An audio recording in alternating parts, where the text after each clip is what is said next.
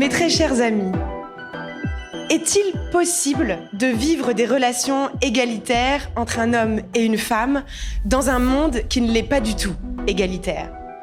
Quand on commence à s'intéresser au féminisme, on perçoit combien le couple peut être un cadeau empoisonné pour les femmes. Un cadeau parce qu'il apporte, au-delà des sentiments amoureux qu'on peut ressentir, une libération du stigmate. Il délivre du stigmate du célibat, de la vieille fille à chat, de la Catherinette. Mais un cadeau empoisonné.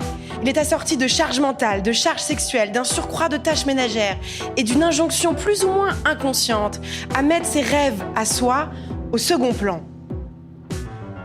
Peut-on réformer l'hétérosexualité de l'intérieur en éduquant, les uns après les autres, les hommes que nous avons choisis ?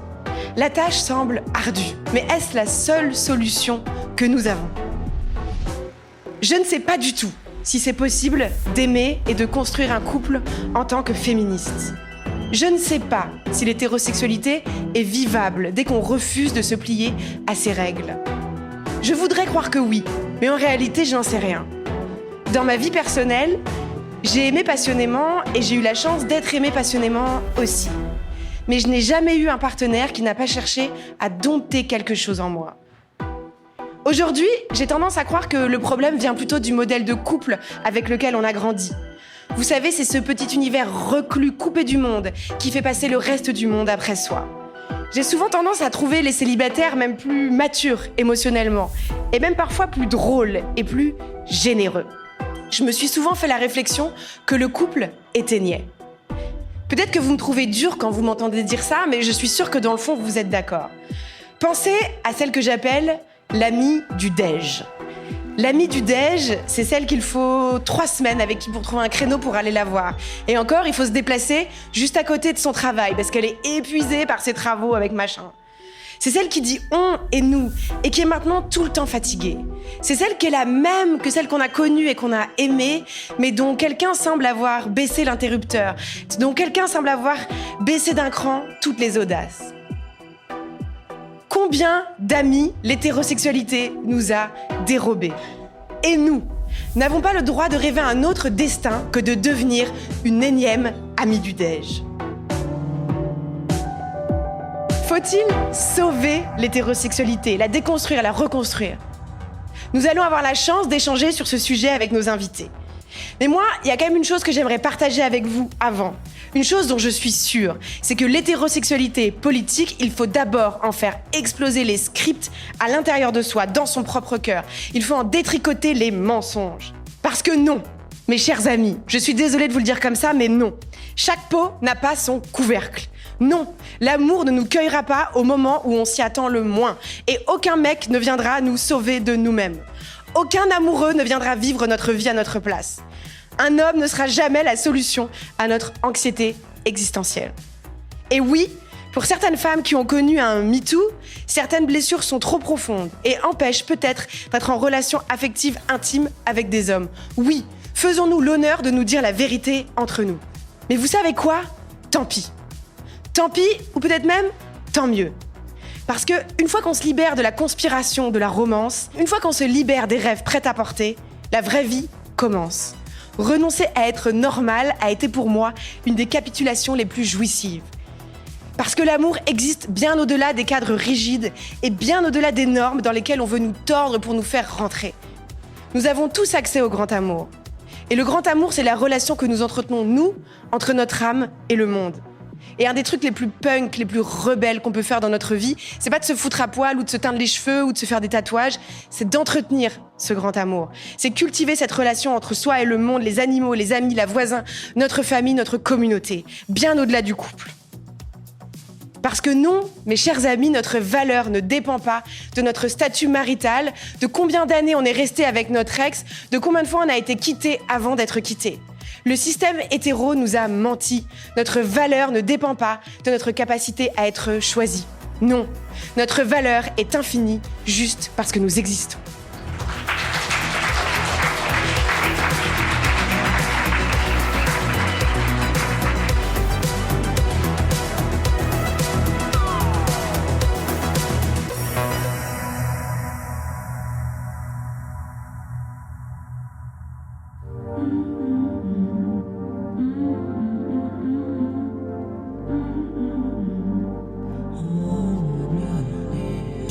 Non mais laissez-moi parler, c'est vraiment insupportable. On peut plus rien dire. Vraiment, c'est n'importe quoi. On peut plus rien dire. Et la prochaine fois, ça sera quoi?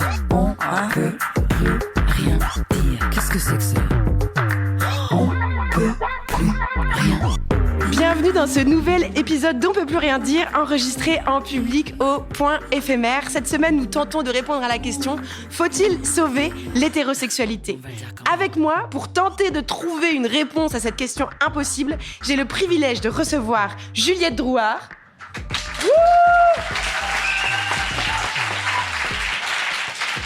Juliette Drouhard est activiste, thérapeute, collapsologue de l'hétérosexualité et auteure de Sortir de l'hétérosexualité. France Ortelli.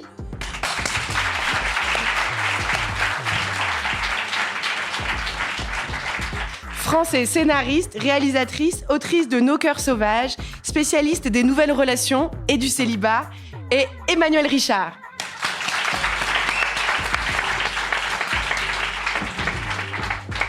Emmanuel Richard, tu es écrivaine, féministe, autrice d'Hommes. C'est un roman qui va paraître aux éditions de l'Olivier le 19 août prochain. Elle est également autrice de l'essai Les corps abstinents, paru en 2020. Et elle a écrit plusieurs romans qui sont très beaux, mais dont un que j'ai vraiment beaucoup aimé, qui s'appelle Pour la peau. Merci beaucoup d'être avec nous. Je voudrais commencer par vous poser une première question. Par vous poser la question, est-ce qu'il y a encore de l'espoir pour les relations hétéros ? Qui veut se lancer? Juliette, vas-y. Merci. Super sympa. Y a-t-il encore de l'espoir pour les relations hétéros? Pour les personnes qui le pratiquent, ouais, bien sûr. Après, pour l'hétérosexualité en soi, faudrait peut-être définir qu'est-ce qu'on veut sauver. Enfin, c'était... L'idée, c'est de se dire que quand on prend conscience des inégalités dans la société entre hommes et femmes, ça devient de plus en plus difficile d'avoir des relations avec des hommes parce que déjà, on voit en fait tout ce qu'on voyait pas avant. Et ça nous paraît... il y a des choses qui deviennent insupportables, qu'avant on tolérait parce qu'on se rendait pas compte que c'était une injustice, en fait. Et du coup, ça peut plonger, en tout cas, je parle à mon titre, dans une forme d'espèce de tristesse, ou de se dire peut-être avant, c'était plus simple quand on voyait pas. Et donc, est-ce qu'on va pouvoir quand même, tu penses, trouver de la lumière dans nos relations intimes? Je suis que collapsologue, pas astrologue. Mais je dirais qu'en tout cas, il y a des choses à sauver, mais peut-être pas ça, justement. Peut-être pas le fait d'être un homme ou d'être une femme et d'être dans une relation hétérosexuelle, mais c'est pas forcément l'entièreté de la relation. Alors moi, j'ai une réponse. Ah, cool. Mais je vais répondre avec une citation de quelqu'un d'autre que moi, comme ça m'arrange. En fait, en 1877, il y a une féministe très connue, américaine, qui s'appelait Susan B. Anthony, qui n'a jamais été mariée, évidemment, qui a prononcé un discours pour la marche pour l'égalité des femmes et qui a dit « Plus les jeunes femmes seront éduquées dans les industries du monde entier, apprenant ainsi les joies de gagner leur pain de façon indépendante, moins il leur sera possible d'accepter les limites du mariage qui proclament que le mari et la femme ne font qu'un et que ce un est en fait que le mari. » Et alors elle ajoute à ça, ce que je trouve quand même assez extraordinaire, elle a une vision, donc c'était il y a quand même 150 ans, elle dit en gros, pour se libérer, la société va forcément devoir passer par un palier transitoire où tout le monde va devoir vivre seul. Elle dit: durant la période de transition, pour passer de femme sujet à femme souveraine, il devra y avoir nécessairement une phase de foyer autosuffisant et autonome. Donc en gros, ce qu'elle dit, c'est qu'il va falloir qu'on soit tous célibataires avant de pouvoir se remettre en couple. Donc on bosse pour les générations futures, là. C'est ça. Elle l'avait fait créer le master en collapsologie. Ah oui. Emmanuel? Non, moi je pense qu'on est exactement dans cette période de transition, en fait. Et donc moi je suis hétérosexuelle. J'aime le couple, mais c'est vrai que c'est hyper compliqué de fonctionner avec tout ça. Plus on en sait, plus c'est difficile. Donc je pense qu'il faut absolument brûler l'hétérosexualité telle qu'elle se pratique, donc l'hétérosexualité politique. Je pense qu'on est pas mal à le dire et qu'on tombe assez d'accord. Et après, moi, ma solution dans ma vie personnelle, qui est hyper compliquée avec les mecs depuis 10 ans, puisque depuis que je suis écrivaine, je fais peur à tout le monde et c'est une vraie galère, c'est plus de... en fait, je me suis vachement instruite en féminisme ces 4 dernières années, et plus je m'instruisais, Et je faisais résonner ça avec mes expériences personnelles. Et plus je comprenais, en fait, quel genre de mec avec lesquels c'était pas du tout possible et avec qui ça pouvait pas du tout marcher. Et maintenant, je pense que je sais repérer assez bien ceux avec qui ça sert à rien d'y aller, quoi. Ça sert à rien d'essayer. Donc, donc brûler comment ça se passe et réinventer les scripts. Mais je pense que c'est possible. Et des mecs bien... En fait, moi, je pense que l'hétérosexualité, c'est possible, mais avec des mecs qui sont pas patriarcaux, en fait, tout simplement. Et il y en a très peu. Je pense qu'il y en aura de plus en plus. Mais effectivement, pour l'instant, c'est un peu complexe. Alors, j'aimerais bien qu'on parle de ton prochain roman, Emmanuel, que j'ai beaucoup aimé, notamment parce que il y a plein de cul dans ton livre. Enfin, il est, enfin, pas que ça, mais c'est quand même un bouquin hyper hot. Et j'ai trouvé ça bien que tu t'attaques à cette question du désir, du désir, quoi. Pourquoi t'as écrit un bouquin avec autant de cul? Ça faisait hyper longtemps que j'avais envie de dire ce que je pensais des hommes et ce que je pensais du régime des hommes. Et il a fallu une espèce de maturation et j'avais hyper peur de faire ce livre. Et bon, bref, il y a eu des circonstances qui m'ont permis d'oser le faire. Et ça me paraissait important pour montrer comment se passe le régime des hommes, de montrer de manière... Le régime des hommes, ça veut dire quoi pour toi ? C'est-à-dire comment ça se passe quand on est une femme dans le cadre patriarcal qu'on connaît, comment ça se joue, et c'est directement relié à l'apparence et au degré de validation qu'on nous attribue. Et j'avais envie de montrer ça, en fait. Une femme à différents âges de sa vie,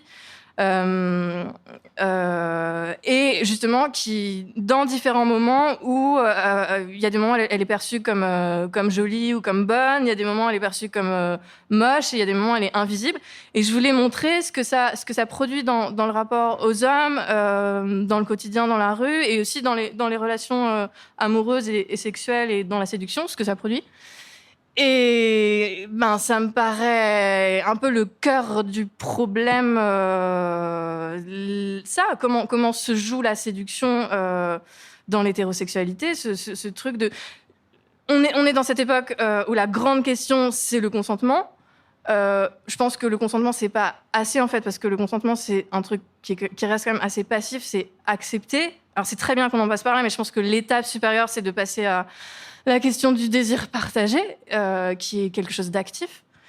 Et je pense que c'est absolument urgent de réfléchir à comment jouer la séduction, ou pas. D'ailleurs, moi, je n'aime pas du tout la séduction. Mais en tout cas, la prise d'initiative, je pense que pour arriver à un état où un consentement plein et entier et sain sera possible, il faut qu'on ait chacun, les hommes et les femmes, des outils qui soient à égalité.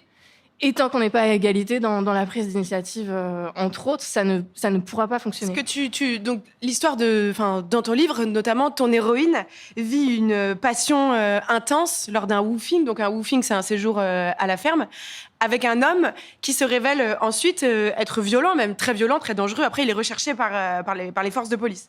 Et tu décris, j'espère pas me trahir ton texte, mais aussi quelque chose de très beau et de très tabou, c'est peut-être son ambivalence face un peu à ce danger qui, quelque part, elle se demande si c'est pas venu nourrir aussi sa passion pour cet homme.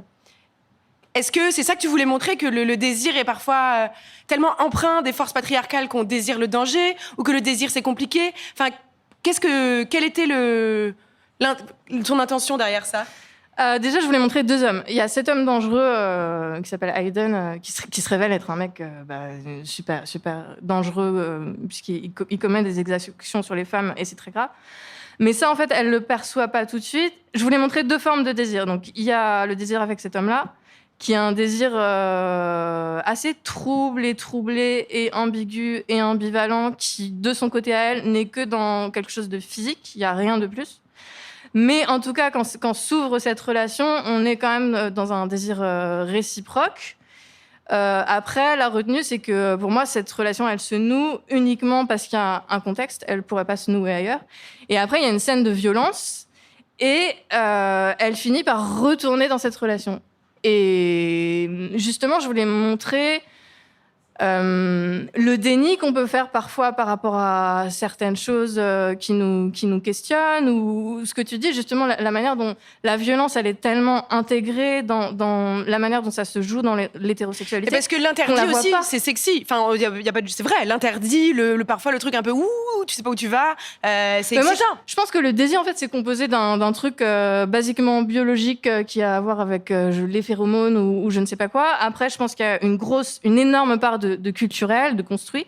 Et après, je pense qu'il y a une part en soi qui a à voir avec le trouble et le mystère et l'inconnu. Enfin, le trouble, ça va, enfin, l'idée de l'inconnu, et l'inconnu, ça va avec le danger. Donc, la potentialité du danger dans le désir, ça me paraît presque logique.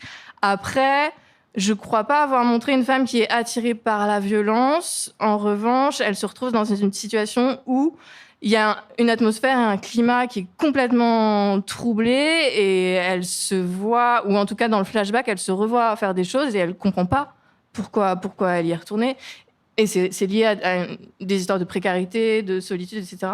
J'ai une question. Oui, ce que tu montres bien dans ton roman, c'est que comment elle se retrouve aux prises avec cet homme, c'est qu'elle est en état de dénuement un peu psychologique, affectif. Enfin, on comprend très bien dans quelle situation elle se trouve. Hein. On la juge pas, hein, ton héroïne, juste pour clarifier ça. Mais j'aimerais quand même du coup vous poser une question à vous trois. Pourquoi, selon vous, les personnes toxiques sont si souvent des très bons coups?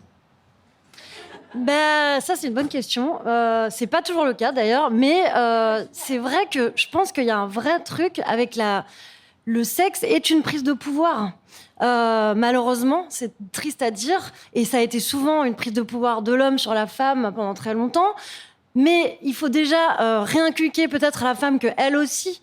elle peut faire une prise de pouvoir. Enfin, ce n'est pas que... je vais parler avec des mots crus, mais la pénétration, évidemment, on imagine qu'il y a un truc qui rentre.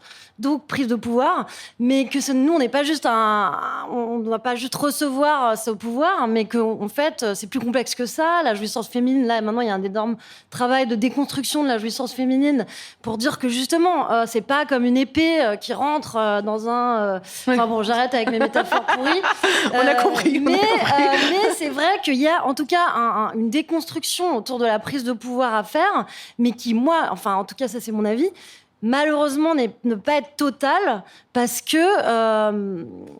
c'est aussi une danse. Enfin, la séduction... donc, ça peut être envisagé comme une danse. Un pas de côté, un pas à droite, un pas à gauche. Et puis, il y en a un moment qui va marcher sur le pied de l'autre. Et là, il faut savoir se retirer. Et puis, il y a un moment où il y en a un qui va vous porter, vous faire un saut en l'air. Et puis là, en fait, on est dans l'air, on se lâche. Et puis, on se dit, ah ouais, c'est génial. Enfin, c'est complexe. Et donc, c'est très dur de déconstruire tout ça. Et en fait, d'ailleurs, faut-il vraiment le déconstruire ? Je pense qu'il faut en déconstruire une partie, mais il faut aussi accepter qu'il y a une forme de domination. Enfin, j'aime pas ce mot, mais moi, je pense le désir aussi naît d'un... Toi, tu dis que c'est des phéromones, j'adore. Enfin, j'aimerais trop que ça soit aussi simple que ça. C'est une partie de la somme des choses qui construisent le désir. Mais je pense que malheureusement, on a aussi des schémas psychologiques liés à l'enfance qui sont pas tous liés forcément à une paternité, à un père toxique ou je sais pas quoi, qui font que parfois on est attiré aussi par ce qu'on n'a pas, ce qu'on veut pas, ou ce qui n'est pas disponible, quoi. Mais après, moi, je suis pas d'accord avec toi, en fait. Quand tu dis que les meilleurs coups, c'est les personnes toxiques, j'adhère pas à ça. Parce que dans mon livre, je montre cette espèce de relation chelou, machin. Mais en fait, quand elle est dans cette liaison avec cet homme-là, elle s'en fout totalement. C'est juste, elle a du désir, il baise et elle s'en tape. Mais vraiment, elle s'en tape. Alors que l'homme merveilleux du livre, qui est quand même, à mes yeux, carrément super abondant, c'est un mec déjà qui est impuissant et qui est très intelligent, qui est dans la loyauté, dans la fiabilité, dans la douceur, dans la gentillesse. Et donc ouais, non, moi, je suis pas d'accord avec... Non, t'as raison, bah, tant mieux. Juliette Drouard, est-ce que tu penses qu'un désir égalitaire est possible ? Je sais pas, en vous écoutant, j'étais là, putain, le bourbier, quoi. Wow. Le gros bourbier. Non, je sais pas, si par relation toxique, on entend qu'il y a des formes de domination, donc des formes d'écrasement de l'autre parce qu'il y a une prise de pouvoir. Je pense qu'évidemment, elle se retranscrit dans la sexualité, donc dans l'impossibilité d'accomplir un consentement plein et complet. C'est-à-dire, peu importe la fantasmagorie dans laquelle on s'ancre. C'est-à-dire, on peut avoir envie de se faire dominer en fantasme, mais en fait, la réalité, c'est que si ça se passe dans la réalité sans consentement, c'est un viol, ou c'est un féminicide, Donc, c'est pas vrai que les meufs jouissent de ça à aucun moment. Ce qui peut être jouissif, c'est de se créer des scénarios en étant tout à fait d'accord sur ce sur quoi on va se baser, comment ça va se faire, etc., etc. Et donc, j'imagine que si on dit une relation toxique, c'est qu'il y a des composantes de pouvoir qui sont écrasantes pour l'une des personnes. Dans la sexualité, ça se ressent aussi. Et du coup, à titre personnel, j'ai jamais ressenti un plaisir à le vivre, en fait, mais des violences à le vivre. Et je pense que c'est assez partagé, pour le coup, de ce que je vois autour de moi ou en thérapie. Et après, pour moi, je pense pas qu'il y ait d'égalité possible, parce que pour moi, homme et femme, ces termes-là veulent dire dominant et dominé du point de vue du sexisme. Donc il n'y a pas d'égalité possible, c'est une impasse dans les termes, en fait, c'est une impasse logique. Donc quand je dis sortir de l'hétérosexualité, c'est vraiment sortir aussi de construction de sa personne en référence à homme et femme, en référence du coup au sexisme. C'est vraiment dire il n'y a aucune nécessité qu'on accole une trajectoire de genre et de sexualité à la naissance à nos organes génitaux. On peut tout à fait, de base, baiser avec tout le monde ou ne pas avoir envie de baiser avec tout le monde, mais peu importe, faire parentalité avec tout le monde, cohabiter avec tout le monde. Donc, il n'y a aucun impossible à ça. Donc, c'est vraiment une geste sociale qui va produire de la domination sexiste en disant, toi, OK, à la naissance, tu as tel organe génitaux, on va te mettre à telle place. Toi, tu as tel organe génitaux, on va te mettre à telle place de dominant ou de dominé. Toi, c'est pas clair, on va te mutiler, comme ça, ce sera plus binaire. Donc, pour moi, il n'y a aucun horizon à ça. Il y a un aménagement, effectivement, de ce qu'on peut avoir en tête qui a été produit par ça. C'est évidemment que, malheureusement, pour ces questions-là, ou des questions de validisme, ou de racisme, ou de grossophobie, on peut avoir développé des attirances pour certains corps plus que pour d'autres.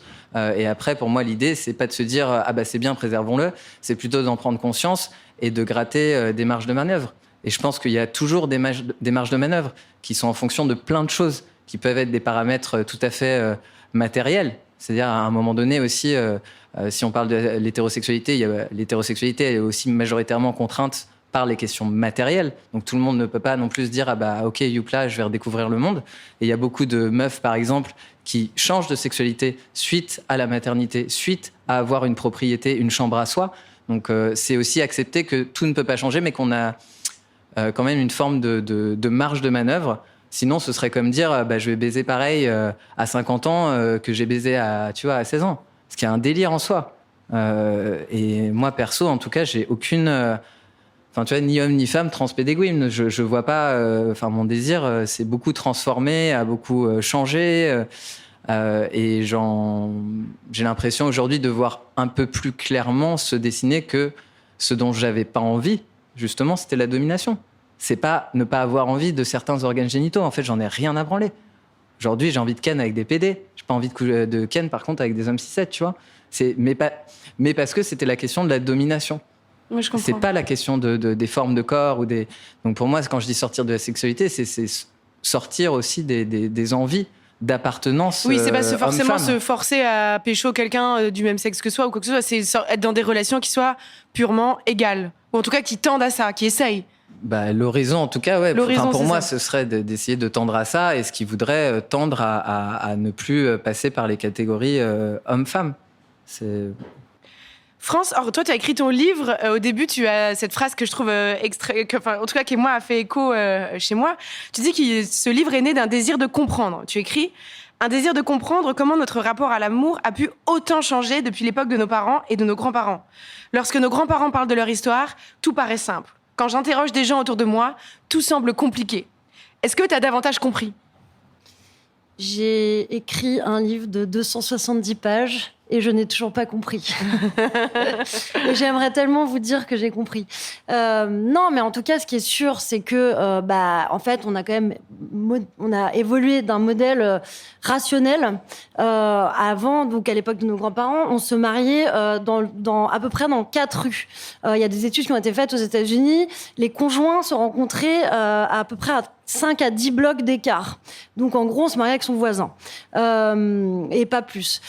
Aujourd'hui, on a accès à peu près toutes les personnes qui sont sur la même app que nous, voire plus. Donc, en fait, on a un choix gigantesque qui est arrivé en 1 ou 2 générations. Et surtout, il y a cette nouvelle composante qui est on veut être amoureux. À l'époque, on se demandait pas tellement si on était amoureux. On se disait, bon, allez, elle a 18 ans, elle a 20 ans, vite, il faut la caser. Il faut qu'ils aient... Enfin, tout était fait en fonction de la procréation, c'est-à-dire une femme devait avoir un enfant, elle servait à ça, et la famille servait à donner des nouveaux individus dans la famille. Donc, c'était quand même très rationnel. Aujourd'hui, quand on sait que dans à peu près 10 ans, on va pouvoir faire un enfant avec une cellule de son bras, donc ça existe. Ça a été déjà fait en laboratoire, donc gros spoiler pour ceux qui ont 20 ans là dans la salle. Dans 10 ans, vous pourrez avoir un enfant, un spermatozoïde et une ovule de votre propre corps. Donc vous n'aurez pas besoin de faire l'amour pour avoir un enfant, ou vous n'aurez même pas besoin d'un don de sperme. Attends, je comprends pas comment... Donc là j'ai fait un saut dans le temps. Hein. Je suis passée à des... Ça veut dire on va prendre dans ton ADN... En fait, avec une cellule de ton bras, ou de n'importe quoi d'ailleurs maintenant, on va pouvoir créer un gamète mâle ou un gamète femelle, on y arrive déjà, et les faire après on les met dans un tube et on les in vitro et ils feront un enfant. Ouais, mais il n'y a pas d'altérité, enfin, c'est super. Ah, je te dis pas que c'est bien. Enfin, ça va poser plein de problèmes, mais en tout cas, techniquement, on arrive déjà à le faire sur des souris.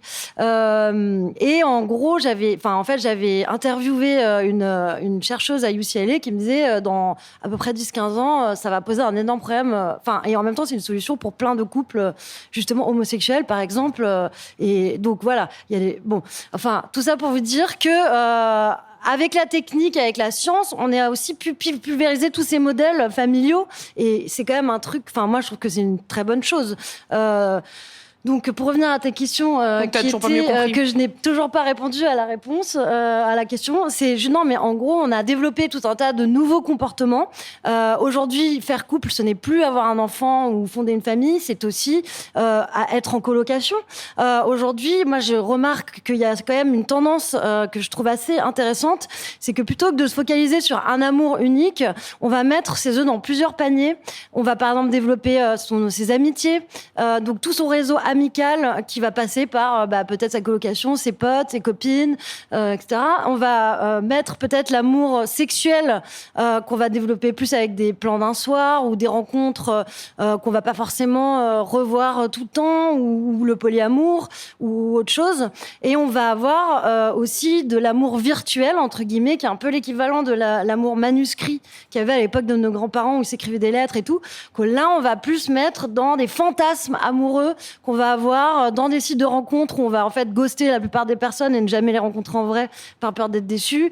Et donc on est en train aussi de muter vers plusieurs modèles qui sont, moi je trouve, très intéressants parce que, comme tu dis Juliette, on se cherche et on cherche des réponses, mais en tout cas le but ultime c'est quand même que 83% des gens cherchent toujours l'amour. Donc l'amour n'a pas disparu.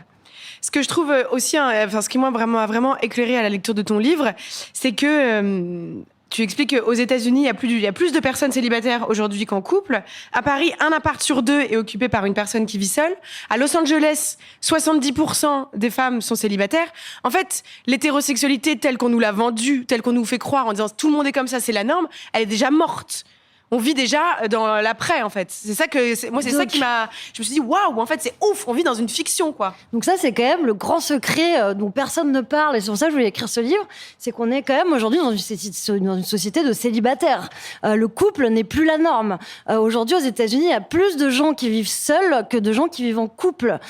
Et ça, on dirait que c'est comme si personne ne le disait. Il y a une espèce d'omerta autour de ce sujet. On vous dit toujours, le couple est la norme. Alors là, j'ai écrit un un papier récemment dans Uzbek Erika où donc ils ont fait le coût du célibat pour une célibataire américaine dépense $1 million de plus aux États-Unis qu'une personne en couple. Parce qu'en fait, il y a tellement de lois aujourd'hui dans les États américains, mais aussi en France, pour promouvoir le couple, que en fait, c'est un coût pour les célibataires. Donc, c'est important de dire quand même, pour tous ceux qui sont célibataires, qu'ils ne sont pas seuls. Enfin, ils sont seuls, oui, peut-être, de temps en temps, mais en fait, ils sont la norme. L'écueil de ça, c'est qu'évidemment, la société ne prend pas en compte ce phénomène, qui est quand même le plus gros phénomène pour moi depuis le baby-boom, d'un point de vue sociologique. Et deuxièmement, donc n'accompagne pas ça avec des mesures et avec en tout cas on n'en parle pas tellement. Et troisièmement, il y a aussi l'écueil qui est qu'il y a beaucoup de gens qui souffrent de solitude à cause de ça. Donc ça, c'est un peu aussi le problème. Quand je citais tout à l'heure à ma féministe qui disait on va passer par un moment de l'humanité où on va devoir se chercher tous, hommes comme femmes. C'est pas forcément toujours de la faute des hommes, c'est aussi eux, ils vont devoir se repositionner par ce modèle, avec ce modèle. Nous, on doit trouver des solutions aussi. Tout le monde va un petit peu, chercher des réponses. Mais l'écueil, c'est qu'aujourd'hui, aux États-Unis, par exemple à San Francisco, il y a plus de chiens que d'enfants. Les gens vivent tous avec leurs chiens. Il y a, je crois, à peu près 2 millions de chiens pour 1 million d'enfants. Et les gens vivent des histoires d'amour. Ils ont 3 ou 4 chiens qui dorment avec eux. Moi, j'ai vécu dans des colocs où j'avais vraiment, je me levais le matin, j'avais 4 chiens qui sautaient sur mon lit et je me disais, est-ce que c'est ça la société du futur? Et ils ont plus de chiens que d'amis, quoi. Alors après, Los Angeles, c'est très spécial parce que c'est quand même une économie de la solitude. Alors moi, j'adore mon chien, enfin ceux qui me connaissent le sauront, mais c'est vrai que c'est quand même, enfin c'est incomparable, enfin faut-il le rappeler que c'est incomparable avec une relation humaine. Et en fait, ce que ça révèle, c'est aussi une grande tristesse pour avoir besoin d'autant de clébards. C'est que quand même tu te sens un peu seul, quoi. Bah surtout de te dire que c'est mieux de rester avec un chien qu'avec des humains, parce qu'on en est là aux États-Unis. Mais en tout cas, enfin pas partout et pas tout le monde, mais en tout cas la question que ça pose, c'est comment accompagner ce modèle et cette transition et que tout le monde s'y retrouve là-dedans et se pose les bonnes questions et que l'État aussi accompagne ça politiquement. Et je pense que toi, en te présentant aux élections, tu pourrais tout à fait faire ça, parce qu'il y a aucun président de la République célibataire, enfin ou moi d'ailleurs, enfin en gros ils sont toujours un plus un. Enfin, en tout cas...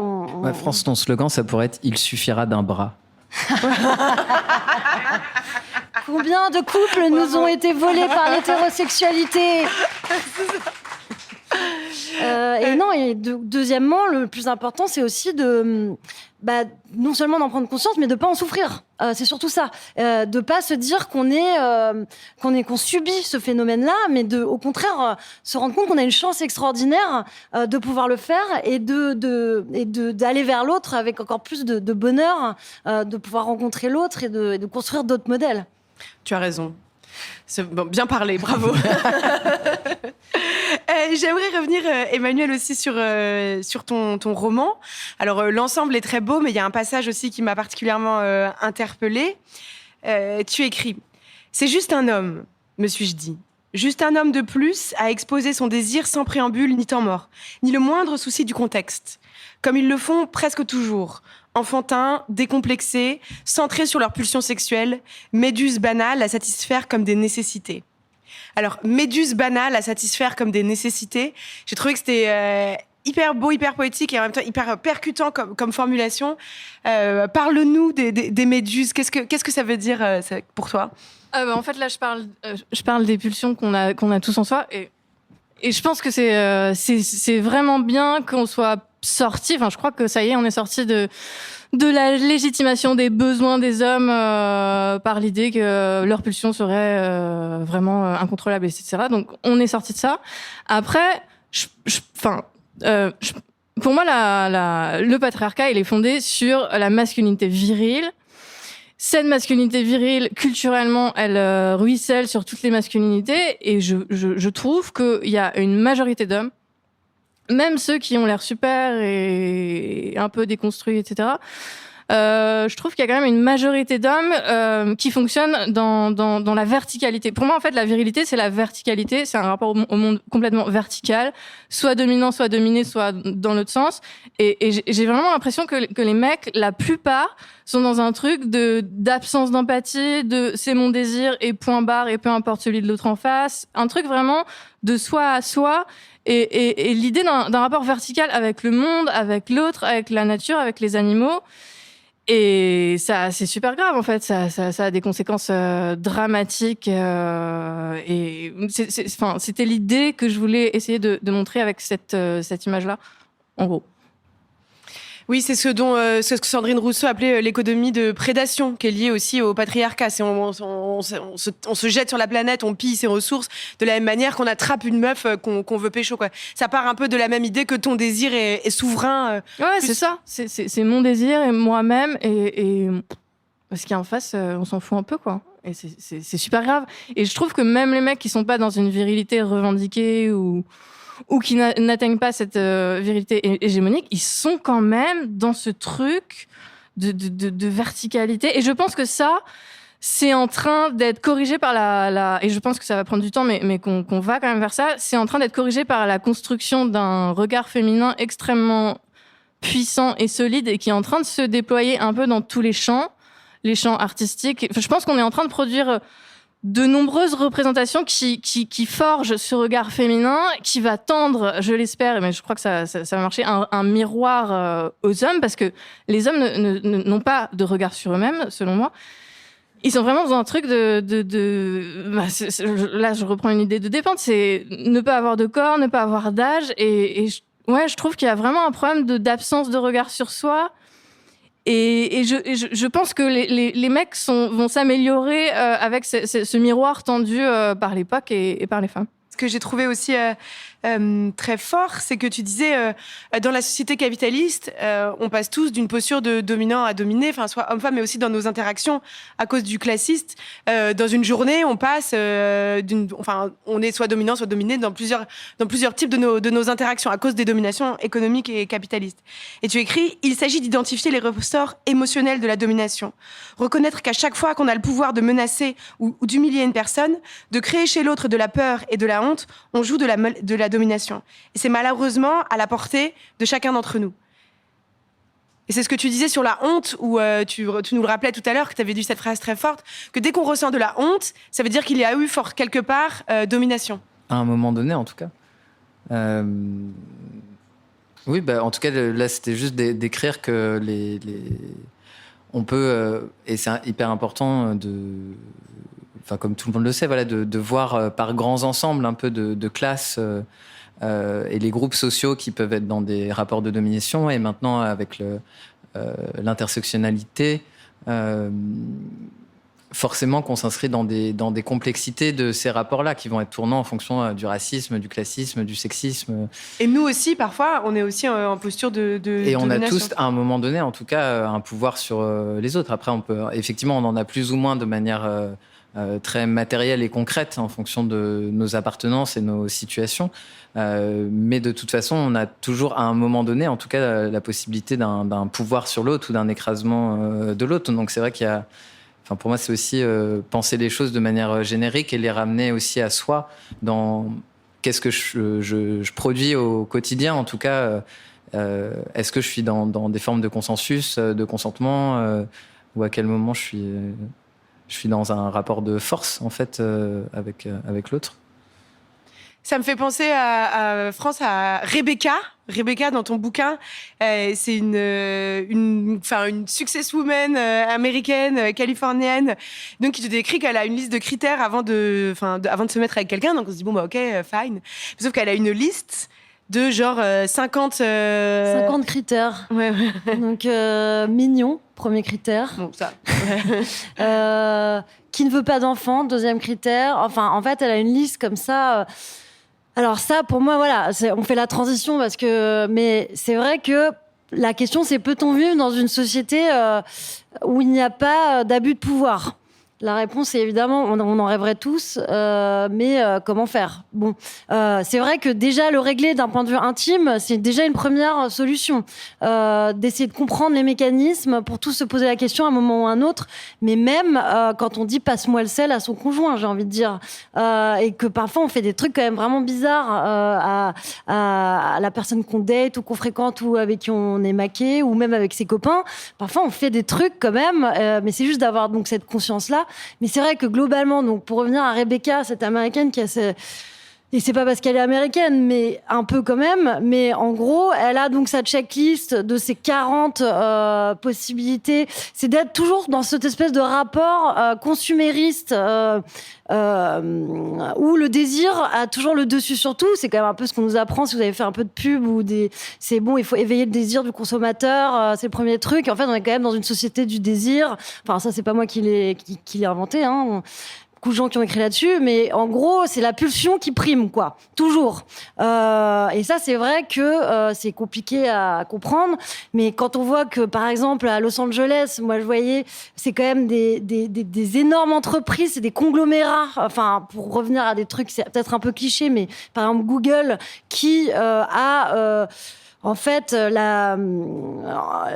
c'est eux qui emploient la moitié de la ville, c'est eux qui décident de tout, et uniquement parce que, genre, en gros, ils ont une espèce de formule qu'ils ont inventée un peu comme le Coca et un algorithme qu'on connaîtra jamais. Mais en fait, on est quand même dans une société où les rapports de domination sont omniprésents. Enfin, c'est très difficile de que ce soit dans le boulot, que ce soit dans l'économie. On voit quand même que les gens qui gèrent nos vies intimes, alors là, on nous dit qu'il faut baisser l'inflation, mais c'est pas nous. Est-ce que tu penses que Rebecca, sa liste de critères, c'est... Est-ce qu'elle se positionne Est-ce qu'elle veut se protéger ? Est-ce qu'elle est en position de domination ? Comment tu l'analyses, cette situation ? Et donc, oui, alors c'est deux trucs différents entre la domination et cette liste de choix, mais en tout cas, c'est un peu lié. C'est-à-dire que elle, c'est un peu sa manière de se protéger, de pas être déçue, de se dire, je vais trouver, comme quand je vais aller acheter au supermarché ma salade bio, je vais trouver un mec qui correspond à tous mes critères, et s'il en a pas un, eh ben, ça peut pas marcher. Alors que, évidemment, que le compromis, ça fait aussi partie d'un truc qu'on doit apprendre. Malheureusement, on peut pas toujours avoir tout ce qu'on veut, quoi. Mais tout ça est un peu lié, c'est-à-dire, on nous éduque quand même dans un certain rapport de force à la vie et dans une certaine projection d'idéal et d'un truc un peu en deux dimensions. On va se dire, je vais chercher un partenaire comme je cherche un aspirateur, quoi. Et ça, c'est pas forcément la bonne solution.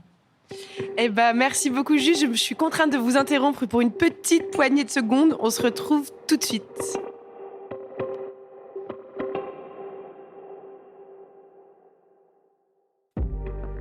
Merci d'être avec nous. C'est toujours On peut plus rien dire. Je suis en la délicieuse compagnie de Juliette Drouard, France Ortelli et Emmanuel Richard pour revenir à nos moutons. Pour rentrer dans le concret, je pense que la question qu'on se pose peut-être tous, c'est aussi comment faire au jour le jour là, dans la vie de. Est-ce que la solution c'est de n'avoir que des plans cul, c'est de ne pas vivre avec son mec, de garder chacun ou son partenaire, d'avoir chacun son appartement, de n'avoir des amants qu'en vacances, de favoriser ses amitiés. Selon vous, s'il devait y avoir un peu une recette un peu concrète à donner, qu'est-ce que vous feriez, Emmanuel? Okay. D'accord. Moi, je pense que Julie a raison. Déjà, je pense que le but à atteindre, l'horizon à atteindre, c'est ça, c'est la disparition des genres et de tout ce qui va avec. Parce que, de facto, on peut pas sortir de la domination quand on reste dans ce système-là. Mais après, en attendant, concrètement, comment on fait là, dans l'époque où on est ? Moi, je pense que déjà, il y a un truc qui est super important, c'est d'apprendre à connaître ses propres besoins. Et là, je pense à un truc que tu dis dans Dating Fatigue, qui est pas exactement ça, mais quand même qui résonne, qui est que d'apprendre à apprivoiser son vide. Et je pense que c'est un truc qu'on oublie un peu. Et là, ça me ramène à Constance Debré qui disait ça il y a pas longtemps dans une émission de radio, qu'on oublie un peu de dire que la condition humaine, c'est quand même la solitude fondamentale. Donc ça, on l'oublie un peu. Et je pense que savoir et apprendre et tendre à sa propre complétude avant d'essayer d'avoir des relations quelles qu'elles soient, de se connaître au mieux pour avoir de bonnes choses à donner et que ce soit sain, etc. Je pense que c'est la base de toutes les bases. Après, je pense que vraiment dans l'ordre, c'est apprendre à, quand on peut le faire, hein, parce que ça demande du temps, etc. Mais c'est apprendre ça, à savoir ce qu'on veut, comment on le veut, pourquoi on le veut, et savoir que quand même la solitude fondamentale, ça fait partie de la vie sur Terre. Vous voulez dire quelque chose? Comment on fait concrètement? Comment on fait concrètement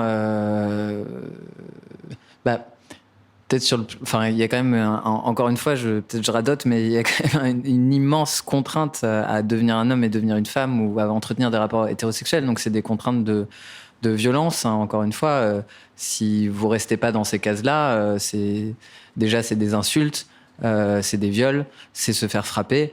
Après, tu parlais du célibat, mais c'est vrai pour les régimes de retraite, etc. Donc c'est concrètement ne pas avoir de thunes. Concrètement, être privé de parentalité. Hein,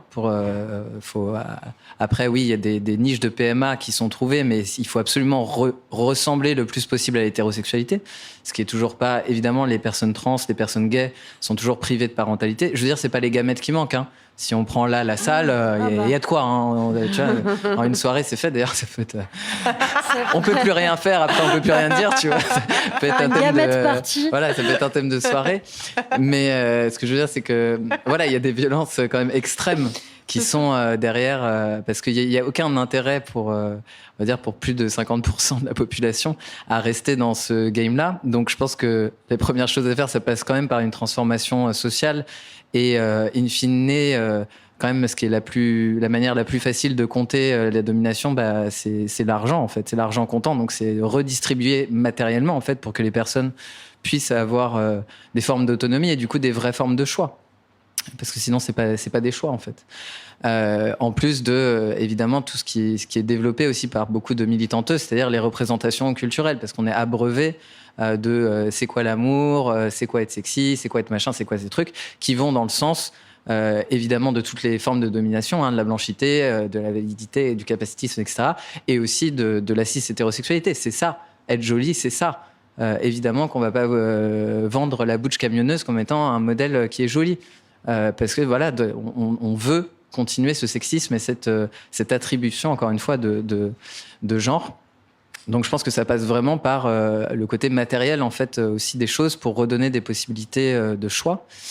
Et ensuite, je dirais, se plonger dans un bain queer, c'est pas mal. Se demander pourquoi on tient tellement à être un homme ou être une femme, c'est une bonne question, en fait. Ça veut dire quoi? Ça veut dire quoi pour moi, être une femme ou être un homme? Qu'est-ce que ça veut dire? En dehors d'un rapport de domination, qu'est-ce que ça veut dire? Enfin, penchez-vous 2 secondes sur le truc. En fait, il y a pas d'en dehors de ce rapport de domination. Donc, se poser la question et se poser des questions, je trouve que c'est intéressant. Et après, pour moi, être dans d'autres ou chercher d'autres types d'univers culturels ou sociologiques ou d'autres cercles, forcément, en fait, ça forge parce que on a tous envie d'être intégrés et d'être aimés, en fait, dans le principe de groupe. Je pense que c'est un principe de base de l'être humain. Et donc, à un moment donné, si tu te mets dans un bain queer, en fait, les règles sont aussi assez différentes. Et c'est ce qui se passe aussi dans beaucoup de groupes féministes. Si tu te réunis qu'avec des meufs, au bout d'un moment, tu vas plus porter exactement la même chose, en fait. Tu vas plus te faire chier exactement de la même manière. Et ça change aussi, oui, ça peut changer des rapports à la sexualité ou ça peut interroger des choses. Donc, je pense que voilà, je sais pas, faire des ateliers de drague, pardon. Faire des ateliers de drague. Faites des ateliers de drag king, en fait. Franchement, les meufs, allez-y. C'est un gros kiff. Et c'est vraiment trouver, autre chose en soi et ressentir autre chose, en fait. Et se dire, ah ouais, ok.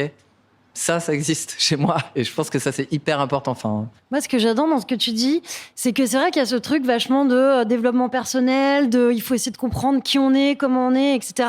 Mais que parfois, ça, c'est pas forcément toujours la bonne réponse parce que on devient vraiment auto-centré. On se pose 10 000 questions. Et toi, ce que tu dis, Juliette, c'est ça que j'aime bien, c'est que tu dis tester plutôt. Enfin, je veux dire, je pense que c'est bien de se poser des questions, c'est important, mais c'est aussi bien de les confronter à l'autre, en fait. De pas rester tout seul dans son coin à s'analyser et à essayer parce qu'on peut pas, en fait, en fait, les réponses, on les trouve avec les autres. Enfin, moi, je pense, on peut pas que les trouver soi-même, quoi. C'est trop dur. Et moi, je pense que la réponse, en fait, c'est la somme de ce que vous racontez, de ce que raconte Alma Desta, c'est-à-dire multiplier les autres formes de relations qui sont pas nécessairement amoureuses, de valoriser l'amitié et tout ça. Et effectivement, de pas rester centré sur soi et être dans la circulation, dans le mouvement et aller à la rencontre de l'altérité. Donc, je pense que c'est une somme de ce qu'on raconte un petit peu depuis. Enfin, en fait, je pense qu'il n'y a pas de solution. Je pense qu'on n'a pas, malheureusement, de solution idéale à transmettre. Franchement, Ouais. ni homme ni femme transpédéguine, pour moi, ça résume vraiment tout, quoi. Parce que je sais pas à quel moment. Enfin, c'est juste des manières de regarder. Après, encore une fois, je me centre sur le sexisme, mais ça veut pas. Je hiérarchise pas du tout les dominations, mais c'est déjà quand tu rentres dans une salle où c'est homme-femme. Ben voilà, tu vas avoir une forme aussi de bicatégorisation des choses. Encore une fois, je simplifie par rapport à d'autres prismes, mais une sorte de bicatégorisation et d'opposition, parce que les sexes sont construits en opposition, donc en rapport de force et d'adversité. En fait, il n'y a pas d'autre manière de le dire. Qu'à un moment donné, si tu cassais ce genre de code, enfin, je sais que j'ai pas du tout les mêmes impressions ou les mêmes sentiments quand je rentre dans une pièce et qu'il y a pas ces thématiques homme-femme. Si dans une pièce transpédéguine, cette grille de lecture ne va même pas être présente dans ma tête. Mais du coup, elle n'est pas présente non plus dans ma représentation. Là, je parle de moi, je ne prétends pas du tout ériger un modèle ou quoi que ce soit, mais elle n'est pas du tout présente du coup dans ma manière de me représenter quelle sexualité je vais avoir avec quelqu'un. Parce que en fait, ça rebat complètement les cartes. La pièce peut plus être coupée en deux, en fait. Elle se représente autrement. Mais alors, question, qui paye après un premier date ? De quoi? Le mec ou la femme? Ah, toi, tu veux dire aujourd'hui encore? Est-ce qu'il faut non, encore... mais si tu veux, parfois, en fait, c'est tellement des questions débiles, primaires, hein, qui sont dans des trucs mais minuscules, comme qui paye à la fin d'un premier date, et on n'arrive même pas parfois à répondre à ça parce qu'on a tellement de schémas. C'est-à-dire, si c'est l'homme qui paye, ah bah ça veut dire qu'il veut me sauter. S'il paye pas, ah bah merde, en fait, ça veut dire que c'est un connard. Mais si moi je paye, ça veut dire que je suis une femme trop entreprenante. Mais en fait, si je paye pas, ça veut vouloir dire que je veux qu'on me Enfin, en fait, tu vois, ça devient. Non, mais vraiment c'est pas du tout. C'est hyper intéressant ce que tu décris parce qu'on a l'impression d'agiter des grands concepts. En fait, non, les grands concepts, ils se retrouvent tous les jours dans des petits gestes du quotidien, comme celui que tu viens de décrire. Moi, il y a déjà un mec qui m'a demandé, il m'avait payé 2 verres et après j'étais rentrée et comme j'avais refusé un rencard, il m'a dit tu peux m'offrir un Lydia pour les verres que je t'ai payés, tu vois. Enfin, du coup, le truc il était limpide, quoi. Ça veut dire je paye pour avoir accès à ton corps, quoi. Et non, mais t'as raison, c'est hyper.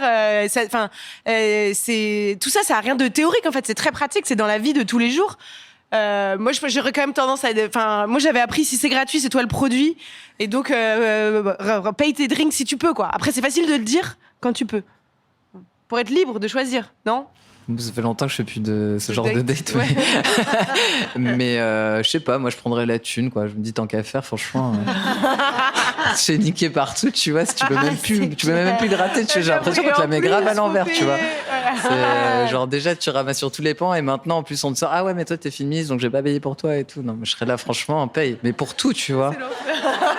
Pour tant que l'égalité salariale n'est pas totale et complète, je pense qu'on peut toujours se faire entretenir. Ouais. France, dans ton bouquin, tu décris un truc que je trouve assez fort, c'est que tu dis la révolution viendra quand à l'école on apprendra tous les types de familles puis tous les types de façons de vivre. On dira dans le futur il y a les gens qui vivent ensemble, il y a les gens qui sont mariés, les couples qui vivent séparément, les couples sans engagement. Et tu écris un jour on connaîtra l'étendue de toute l'échelle. J'adore cette phrase. Un jour, on connaîtra l'étendue de toute l'échelle. Oui, et en fait, encore une fois, ça se matérialise dans des trucs très concrets. Par exemple, le lit double. Une invention du XXe siècle. Avant, les gens riches ne dormaient jamais dans le même lit. Surtout les arestos. Alors là, mais quelle horreur! Ils faisaient chambre à part, ils se mettaient à l'autre bout du château, si possible. Et plus c'était loin, mieux c'était. Aujourd'hui, on sait pas pourquoi. Voilà, il y a une évolution. On a mis le couple au centre, le couple et le lit double. Et je rencontre énormément de gens qui me disent je n'arrive pas à dormir avec mon mec. Je n'arrive pas à dormir avec ma meuf. Qu'est-ce que je fais? Et en fait, c'est un énorme problème parce que, en gros, si tu fais chambre à part, tu t'as peur que ton couple s'éloigne, qu'il y en ait un qui fasse je sais pas quoi. Enfin bon.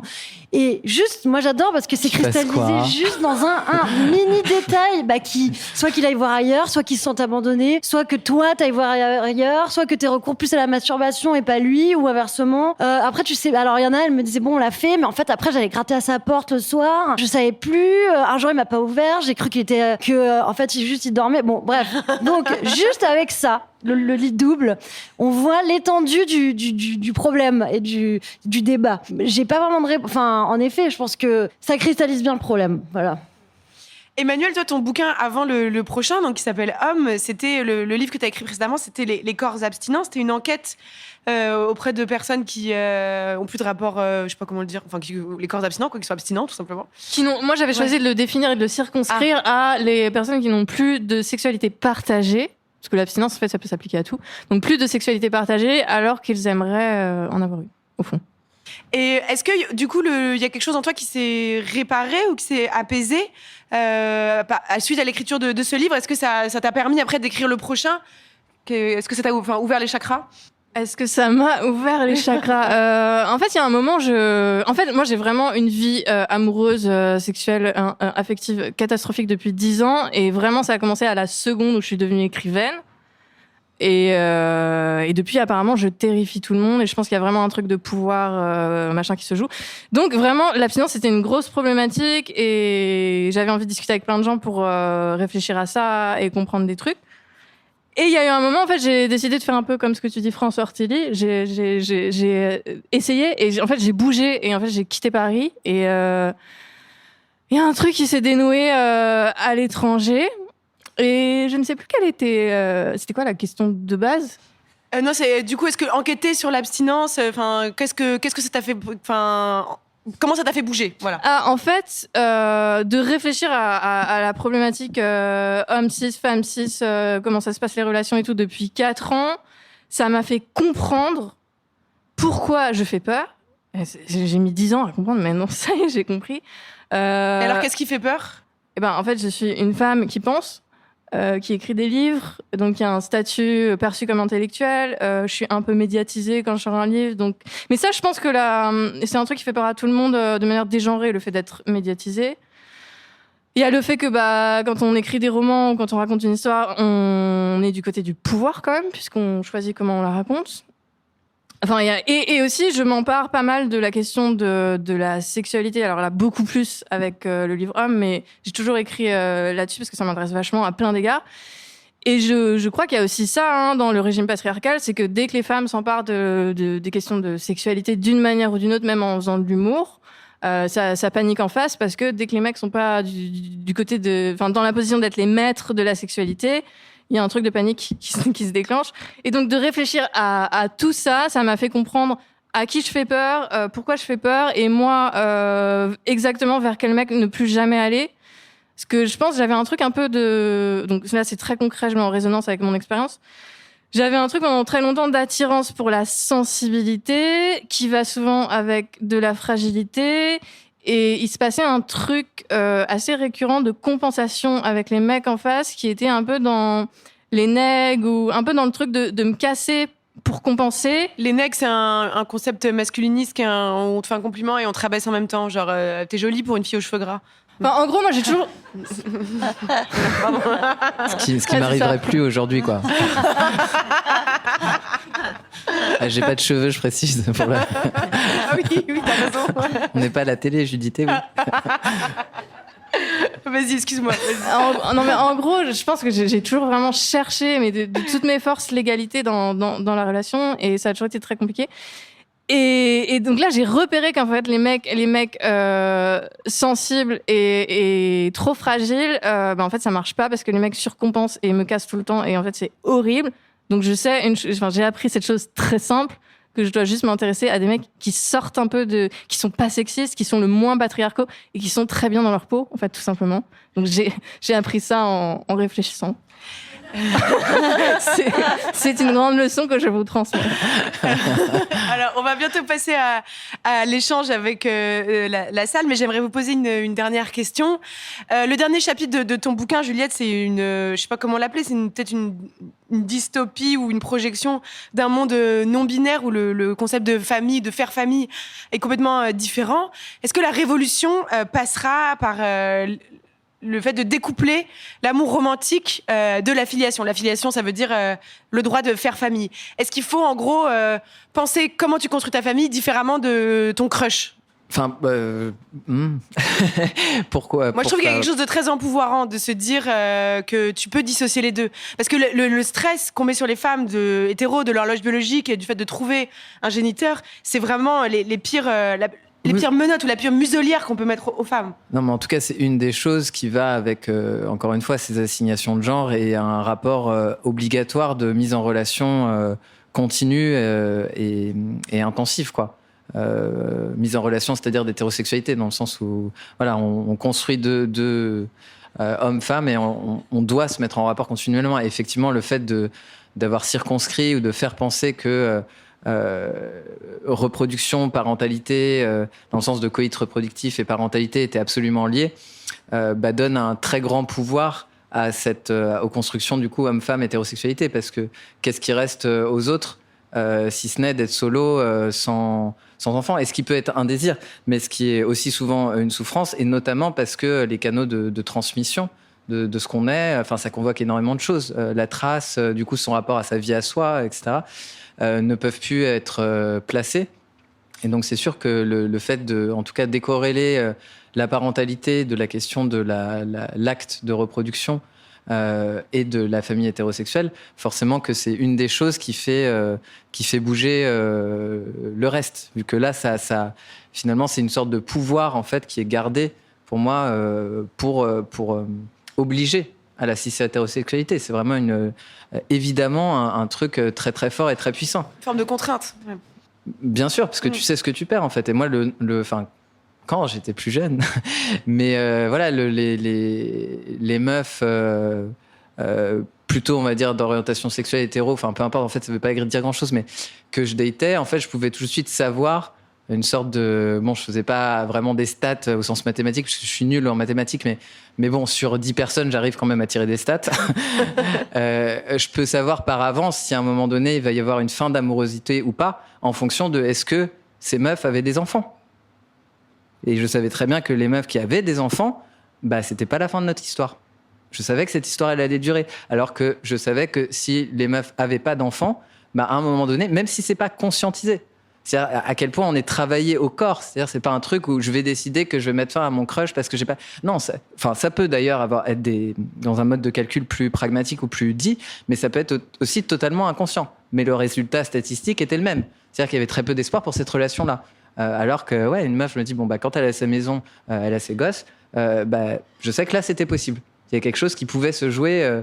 Donc, effectivement, ça a un immense impact, cette confiscation de la parentalité et de la transmission également à travers ces canaux-là. France, je suis d'accord. Non, mais en gros, ce qui est vrai, c'est qu'il y a tous ces modèles-là, mais en fait, pour faire des stats, c'est vrai qu'il y a des trucs qui sont un peu effrayants. Hein. Je sais pas si si tu connais, Judith, ce livre qui est sorti, et donc j'ai oublié le nom, donc bravo, Data quelque chose.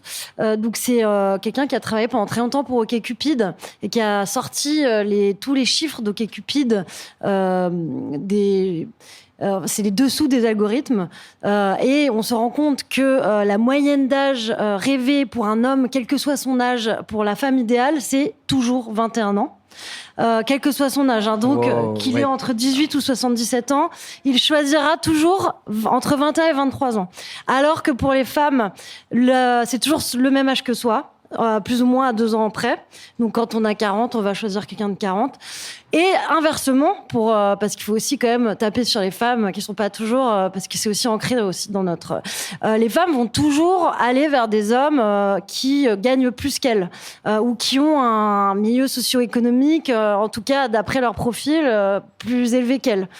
Donc c'est assez frappant de voir... Bon alors après c'est vrai que les apps, c'est pas forcément, je pense, augmente alimente encore plus les stéréotypes et on aura tendance à faire encore plus de choix bizarres que dans la vraie vie, mais bon, en tout cas, on part de là, et donc il y a encore beaucoup de chemin à faire pour essayer de déconstruire tout ça, quoi. Tu vois, comme quoi les meufs kiffent pas la toxicité, kiffent soit le pragmatisme matériel, soit une Non, forme je voulais pas d'égalité, dire. en fait, Je tu reviens vois. là-dessus. Je voulais pas dire que les femmes kiffent la toxicité. Par contre, je Ouais. pense qu'on est beaucoup et sincèrement, alors sans parler de personnes violentes, parce que là on est dans un autre délire, Ouais, mais ouais. avoir eu des amants où tous nos potes nous disaient n'y retourne pas, n'y retourne Ouais, pas, n'y retourne pas, et qui était aussi l'affaire du siècle, quoi.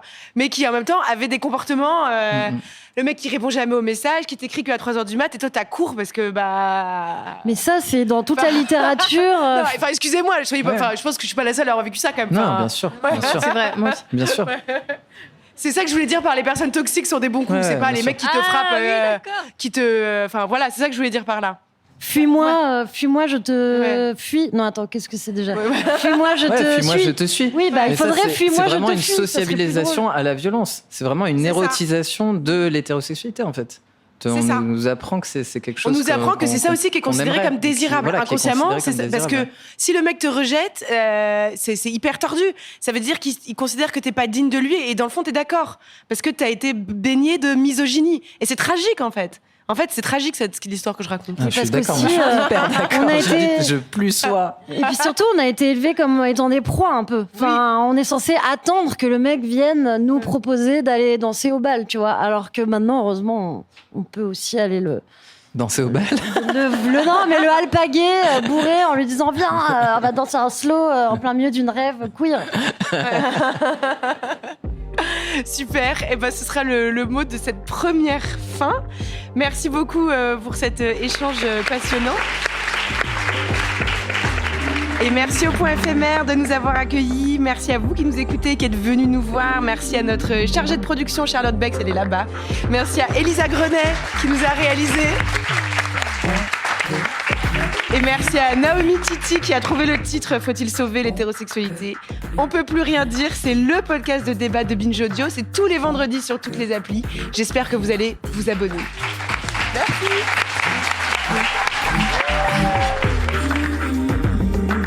On peut plus rien dire.